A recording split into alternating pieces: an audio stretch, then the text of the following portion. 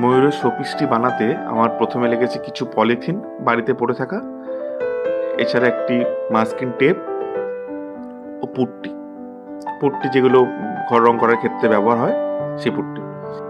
প্রথমে আমি একটি তারের ওপর পেপার ও পলিথিন দিয়ে ময়ূরের বেশটি বানিয়ে নিচ্ছি। এইভাবেই আপনাদের বানাতে হবে, ঠিক এরকম।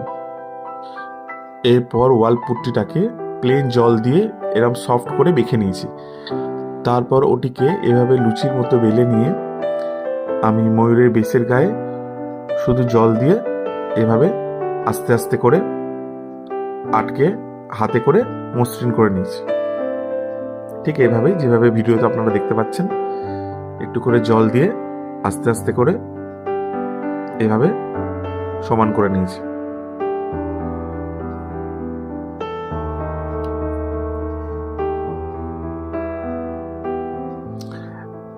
এখন আমাদের ময়ূরটি রেডি হয়ে গেছে। এরপর এটাকে আমি ওয়াটার পেপার দিয়ে ঘষে নেব। এরপর হবে কালার। আমি নর্মাল ময়ূরের যে কালার হয় সেই কালার ইউজ করিনি, নিজের পছন্দ মতো একটি কালার ইউজ করেছি। আপনারা ময়ূরের মতো ডার্ক ব্লু কালারও ইউজ করতে পারেন, সেটা আপনাদের পছন্দ মতো। ফেব্রিক কালার ইউজ করেছি আমি মেটালিক ফেব্রিক। এইভাবে একে একে আমি কালার করে নিচ্ছি।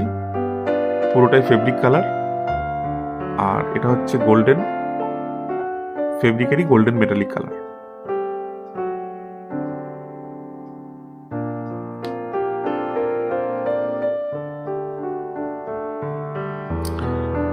এখন আমার শোপিসটি রেডি হয়ে গেছে। দেখুন, ঘরে পড়ে থাকা সামান্য কিছু সামগ্রী দিয়েই কত সুন্দর একটি শোপিস তৈরি হয়ে গেছে।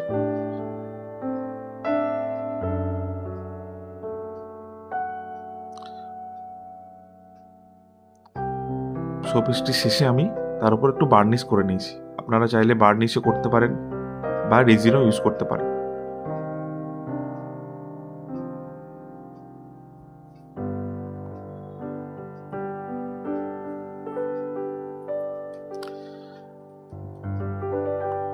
জিনিসটি ভালো লাগলে অবশ্যই শেয়ার করবেন এবং লাইক ও কমেন্ট করতে ভুলবেন না।